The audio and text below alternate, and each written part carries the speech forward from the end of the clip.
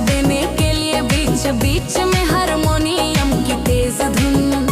Special DJ effects रहने की शुरुआत और ट्रांजिशन में डीजे सायरन और पुलिसी में लोग। आवाज में थोड़ा नखरा और शिकायत वाला भाव होना चाहिए, वाला भाव होना चाहिए, वाला भाव होना चाहिए। मलुख हरी दल भर थोड़ी मस्ती भरी होनी चाहिए। ओ कलाली ओ तुरंत बाद बजाई, ओ कराजी ओ तुरंत बाद बजाई, ओ कराली ओ तुरंत बाद बजाई, ओ कलाली ओ तुरंत बाद बजाई, ओ कलाली ओ तुरंत बाद बजाई।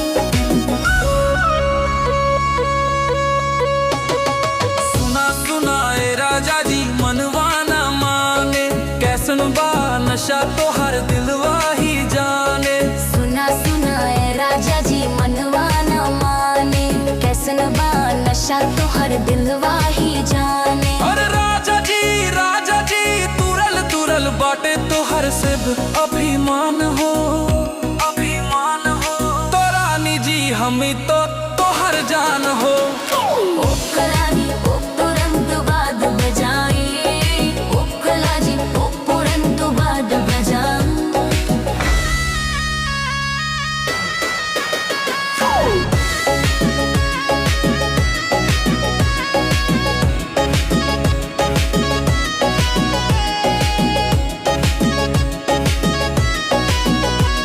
गली गली चर्चा बा तोहरे ही नाम के, लड़का दीवाना बाड़े तोहरे ही काम के। मेहंदी रचल बा नया बावे बाली, देख तो है हम बजावत बानी ताली।